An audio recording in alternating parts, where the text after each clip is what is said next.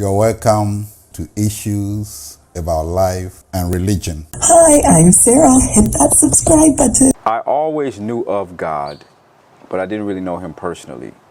And I had a lot of questions. And unfortunately, most of my questions were met with oversimplified answers, like just have faith, whatever. I was like, I'm done with religion. And I actually said to myself, I'm going to create my own religion.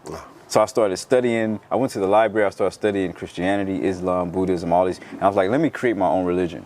And I was so frustrated because when I would talk to Christians, I felt like Christians never had any answers. Great minds discuss ideas. Average minds discuss events. And small minds discuss people. I am your host, Kwesi Ado Sampo.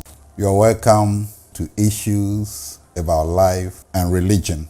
Hi, I'm Bryson. Hey, I'm Noah. Please subscribe now. Please subscribe now. And if we look at people who have perverted the gospel, we will throw away the gospel and end in perdition. Yeah.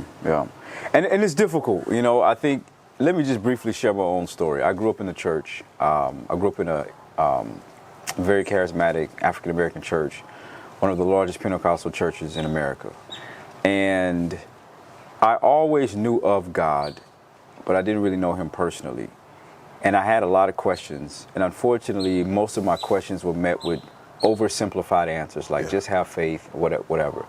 So by the time I was in university, I was like, I'm done with religion. And I actually said to myself, I'm going to create my own religion. So I started studying. I went to the library. I started studying Christianity, Islam, Buddhism, all these. And I was like, let me create my own religion. And the synthesis of all the religion. That's what I said. Because, and I was so frustrated because when I would talk to Christians, I felt like Christians never had any answers. Because Christians normally don't think. We just believe. And that's the thing. We just believe. And the questions that I had were not like, you know, like very deep theological questions. It was just basic stuff. And I would talk a lot to my Muslim brothers and sisters. My Muslim brothers and sisters seem so much more intelligent, so much more disciplined. So I said, if I don't create my own religion, I'm going to become a Muslim. The thing that transformed my life was I met a man who, he's a Christian, and essentially he discipled me. And I asked him so many questions about everything, even to the point to where I didn't really like going to church at all. But because he was there, and I saw him have something that I wanted. He had love. He had this light. And he kept telling me it's Christ. And I was like, I don't want to hear about this white Jesus. But that light and that love kept attracting me to him. And so we would sit in church sometimes to 2 a.m., 3 a.m. in the morning. And he would just answer my questions. And then eventually what happened was I asked God for myself, who are you? And I was in church one Sunday. God revealed himself to me, like I literally fell down on my knees. The only thing that came out of my mouth was thank you, Jesus. And right after that, I got introduced to an organization that showed me how to fuse my black identity with my Christianity. Because prior to that, I thought they were separate. And it was because of those experiences, and then when I started to read, that it helped me understand that just because at the time I didn't have answers didn't mean that they did not exist. It just means I didn't have them. And so that's why we really need people who are studied, who are educated, who have these alternative theological perspectives to really do as you're doing, right? Having platforms like this to teach and educate people. Because there are so many people at the end of the day who that have left the faith entirely. And I meet so many of them in Ghana, and they're coming to the fetish preaching stuff. But even that in itself, and I would love to hear your thoughts on that, like they have a very microscopic, myopic perspective of what African religion is, and some of the other stuff they don't see. But anyway, but everybody's in search of something to believe in. And I think that if we can get people biblical truth and divorce it from nationalism, or even divorce it from, having blackness as the superior form of self-knowledge, then I think that we can really give people truth that is transformational. Because for me, the gospel and the love transformed my life. That's it. That's what transformed my life. And that is the plan of God. Because if you're talking of dominance, that doctrine of discovery, Yeah. you know that when you started, know what came to my mind? Islam. That is the way Islam wanted to dominate. And when Islam started, that is what Muhammad did, to dominate and through domination spread the religion of Islam. And Christianity cannot use that same principle.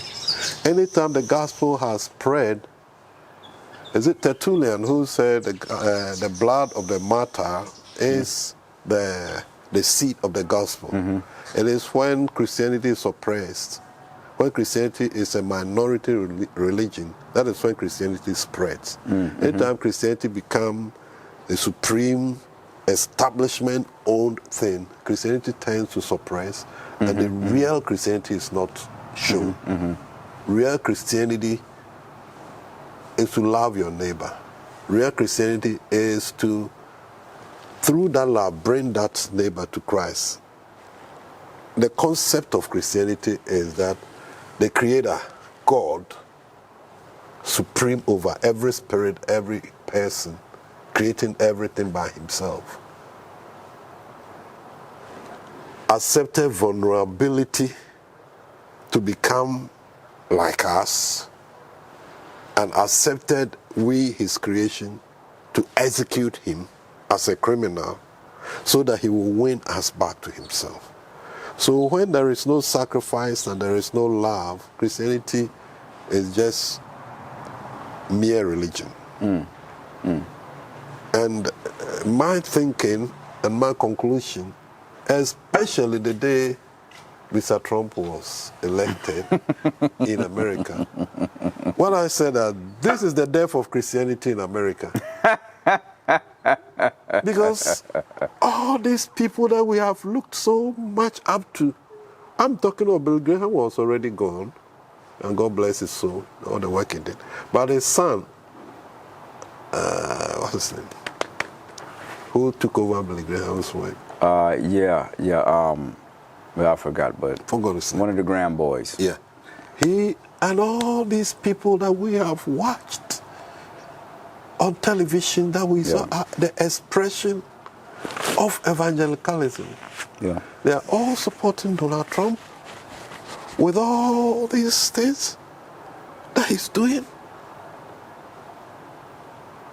And then his second election came, and they saw that it wasn't going well, and you could see people prophesying that God says he will come again and he will do this and that and that.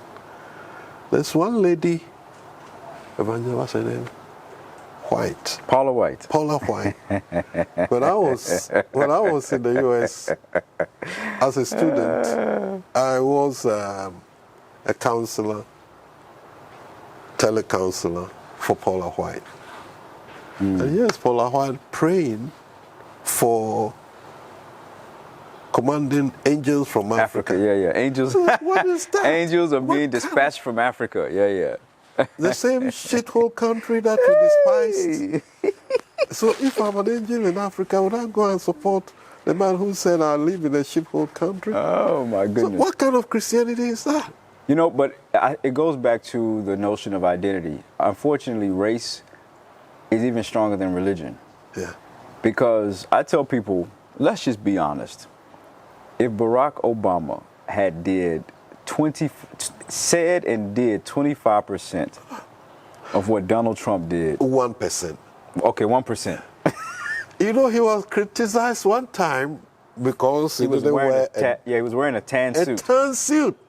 What is a crime? He was wearing a tan suit. And you know, and I, for me, it's not about looking at whether or not this person is God's chosen leader or not. I think when we get caught up, especially politically, we get caught up in these very myopic dimensions of Republican, Democrat, or whatever, we can always be led astray. But when you look at the practicality of it, right, as I said, if race, this is a fact, race is stronger than religion in America. It is. Because had it been, as I said, Barack Obama, and as you said, had did 1%, just said 1% of the stuff that Donald Trump said, Oh, he would have been hung. I mean, he's the only president in history to be impeached twice. Yeah. Yeah. And because of our evangelical friends' prophecies, that is part of it. The reason why, that's what I think. Yeah. They just could not fathom, could not understand why all these prophecies did not come to pass. And so they let us go out and change it because they have stolen it, because he should have won. Yeah. So if he didn't won, then they stole it. Yeah. And so let's go and become like the pioneers and then do another revolution. Yeah, yeah. Another Tea Party. Where do we go from here? Yeah, I think recent social events have shaken us and allowed our eyes to open. And now that our eyes are open about being able to question the authenticity of the Christianity that we have, I think now we're able to understand that most of it is a Western, Eurocentric representation that is tied to culture, nationality, and race. And because we can identify it as such, for me, this is why I believe it is imperative to really have alternative Christian teachers, alternative theological voices be incorporated into our church curriculums, into our Bible study curriculums, because it enables us to see things differently. I think about one of the theologians I read, I just forget his name, but Native American theologian. And when you hear him talk about his experiences as a Native American and how his people were systemically wiped out, and wrestling with this notion of hearing about all of this biblical religious language in a nation to where his people have literally been wiped out and are still being oppressed to this day, and the type of emotional contortion that is causing, to sit in the space of someone like that causes us to think differently. One of my mentors told me that relationships creates spaces for engagement. Yeah.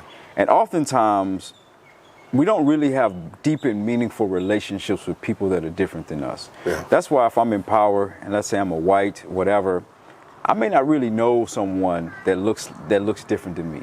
I've never really heard the story. I've never really felt the pain. I've never really experienced it. So it's different. But when we have these relationships with each other, I think it enables us to really embrace each other as human beings. And as you said, Jesus went into these spaces with the oppressed, with the marginalized, with the outcast. And when he went into these spaces, he was able to have relationships with these individuals. And because of that relationship and because of the power of who he was, those individuals had transformed lives. And I think that when we, number one, challenge our own theology, introduce new literature and read differently, and then number three, have the capacity to establish relationships. And it has to start within our churches, because we're the ones who are supposed to be the models. So we have to be in a position to have authentic relationships, authentic. And the authentic relationships are the ones, if you're in a relationship with someone that's culturally different from you, and you don't frequently find yourself frustrated, you're not really doing life with that person. Because the culture is going to clash. Yeah. But it's the love of God that unites those individuals, not to just overlook the differences, but to sit in those nasty, ugly places of cultural conflict and then navigate through that in a way that's meaningful. And I think for my African Christians on the continent, we need to think more from the perspective of self-reliance. 1,000,000%. I see a lot of Africans and they're just looking for one white person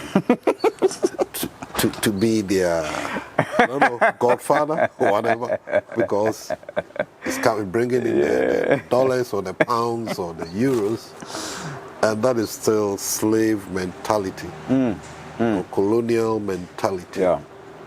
And that is why we're sitting on gold we're sitting on all the resources that God gave us, and yet we're poor. Wow.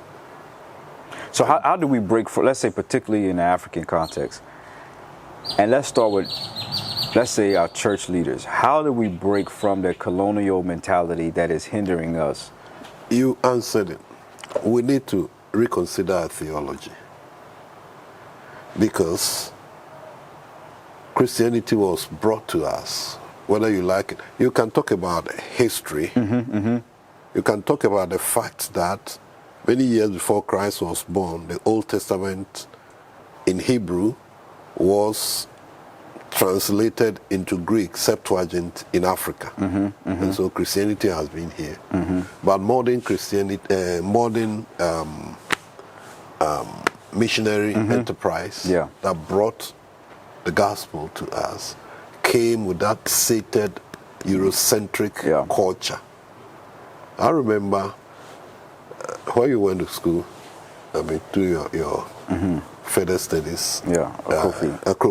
Akropong Presbyterian Church, and a catechist decided to be African, put on his and went, and he was sent out the pulpit by the missionary because he brought healing cloth to the pulpit. And so everything about Africa was wrong. Wow. And so if we do not reclaim our mind and our theology from that Eurocentric kind of a mindset, kind of theology, if we do not read the other voices, theological reinterpretation, taken away this, when we talk of incarnation, it is God coming in the human form. And incarnation can happen in any culture. But when I take the mission or the gospel from my culture and I take it to another culture, I must be careful of making sure I pare away everything with my culture, and because the gospel, the culture will embody all cultures came from Eden. That is where we were all created. And so every culture has an idea of who God is. And so if we don't inculturate the gospel, but we take it from Europe and bring it to Africa, and we don't want the Africa to have anything African, what happens is that we take away their empowerment and their mind and their thinking, and that is what is happening. Wow. And so my friends must reread the gospel from the perspective of the African to be able to understand. And when we do that, we'll have the power to be able to live the Christ way, the gospel in our own way, and not looking at the American or the British or the European, but to live the gospel in our way. Jesus could have come here, and our culture will be the defining culture. What is interesting is that when you look at the Old Testament, look at the Jewish culture, it's closer to the African culture. Yes, yes. So why is it going to be mediated through Europe before it gets to Ghana or Africa? Wow. So then for some folks that are watching, maybe what are maybe like one or two right now, maybe just African theologians that they can start with reading some of their works right now? I will recommend John B.T. Kenya. I recommend Kwame Bediako. I will recommend Kwesi Dixon. Yes. There are a lot, but this is what comes to mind. Wow, yeah, those are good. And I think even for folks watching in terms of African-American theologians, how I told you one of my favorite, James Cone, Dr. James Cone, Howard Thurman. A lot of folks don't know that had it not been for Howard Thurman, you wouldn't see Dr. King do what he did. Dr. King's response to the civic unrest was rooted in Howard Thurman kind of theological world training. So Howard Thurman, Dr. James Cone, those are two to start with. And I would recommend Aubrey Hendricks. He is contemporary, and he's very insightful. Yeah. New Testament Yeah. scholar. Yeah. I mean, there's a lot. There's a lot. Yeah. There's a lot. There's a lot. So, but I mean, listen, I think to even just name those, because there's some people right now that are like, I don't even know where to start. So for you even just to mention those three names, you know, in a day of Google, there's so many even excerpts of their works that are online where you don't even have to go to a university, but you can even just start there. And I think it's transformational. And I think re-educating ourselves is one of the first steps. So. And to do that, we should not just accept anything that anybody says, anybody writes. We should be very critical in mind when we read stuff, when we hear stuff. I'm talking about just currently the kind of issues since COVID came, the kind of stuff that people said about inoculation and all these things. And these kind of things that we hear, people are so gullible that people don't check facts. Now we really don't know facts from fiction. Everything goes. And we as Christians must use our brain. We must think. Wow. And we don't accept anything that anybody says. We must think. Wow. Yeah, it reminds me of, is it Acts 17 and 11, right? Yeah. And these were more fair-minded than those in Thessalonica, that they heard the word and received it with readiness, but went and searched the scriptures daily to find out whether or not these things were true. So we have to search for ourselves. Exactly.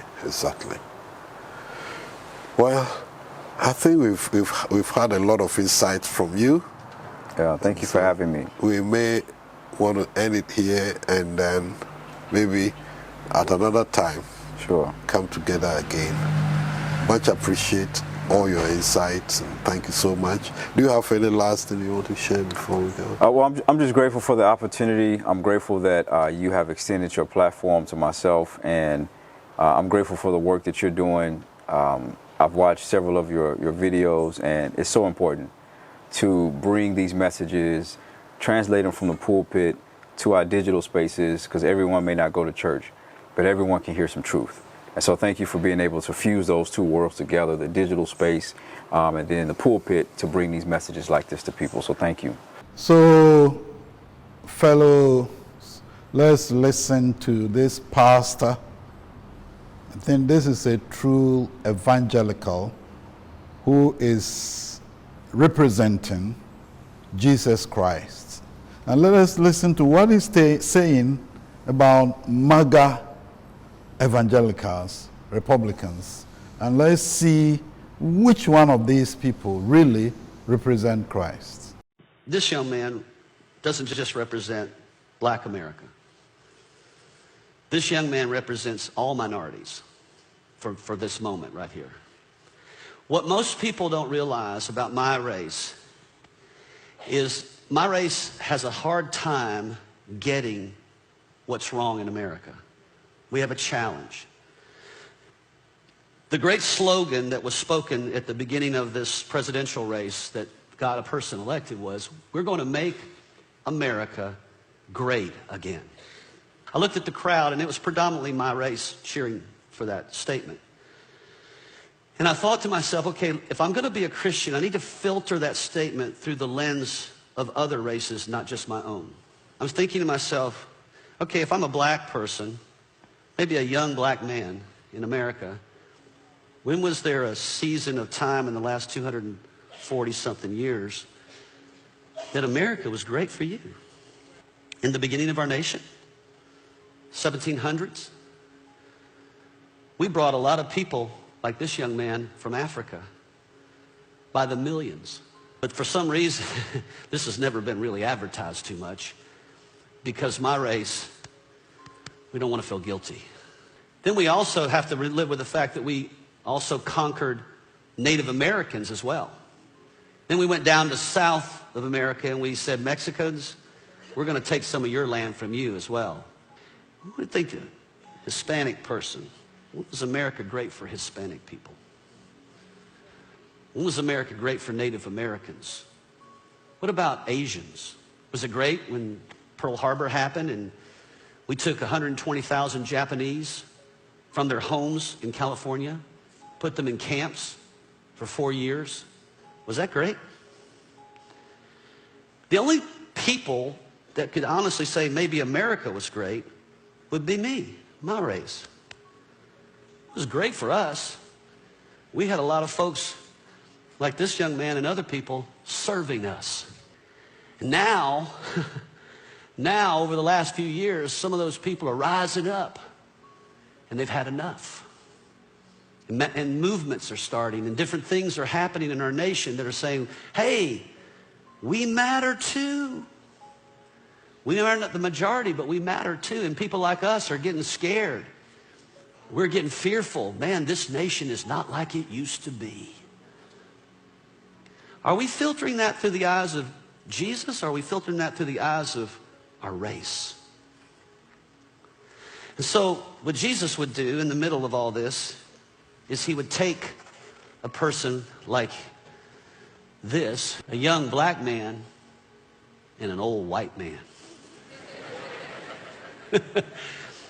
We probably don't have a lot of things in common. The way we grew up, the society we live in. I don't get in my car and worry about a cop pulling me over. I don't worry about being treated unjustly in society like you do. I don't grow up with fear. Don't have those concerns, but I have them for you. And I care about you. And we've become a nation where God's no longer ruling over us. And that's why we're so angry at each other. And we're fighting with one another, and we're in division over each other. And I can't see our government healing that. I can't see any president healing that. I can't see any leader healing that in society other than Jesus. And that has to start with us in the church. So, Jesus would take one of the disciples and he would wash their feet. He would pour water over their feet because the feet represented the dirtiest part of their body. Who in their right mind would want to wash somebody else's feet? Yet Jesus did that. And he said, you see how I'm doing this? You see how I'm putting my hands on your feet? What I'm saying by that is I'm trying to get you to see something. You're valuable to me. I'm not superior to you. You are just as valuable as I am.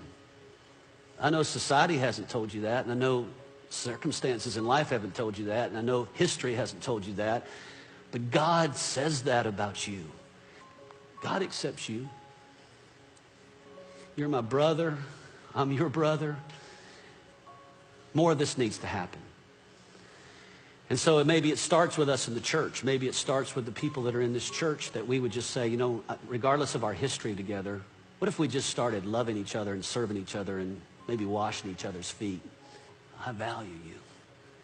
I care what happens to you. I care what you experience in America. I care about the hurts and the wounds of your past. I care about the history of my race against your race. And I'm sorry. I repent. I didn't do it myself personally, but I take responsibility for my own race. Because Jesus didn't do anything to hurt people, but he took responsibility for them. We need healing in this relationship.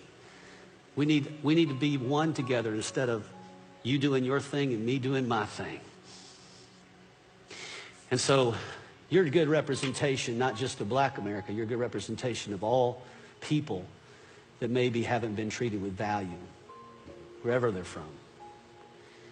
And I just want you to know that from this point on, my life is about making sure that you understand that you grow up in an America where there are people that value you from another race. I love you, bro. Hold on.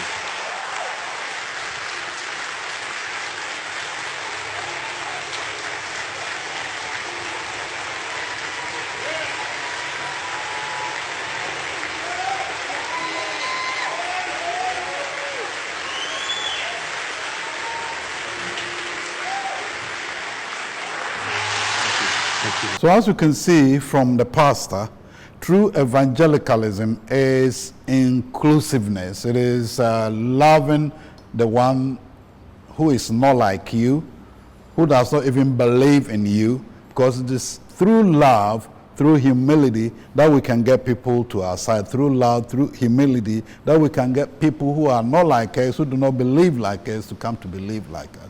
It is not making a pariah out of people. It is not having a holier than thou attitude. It is not fighting, but it is through love.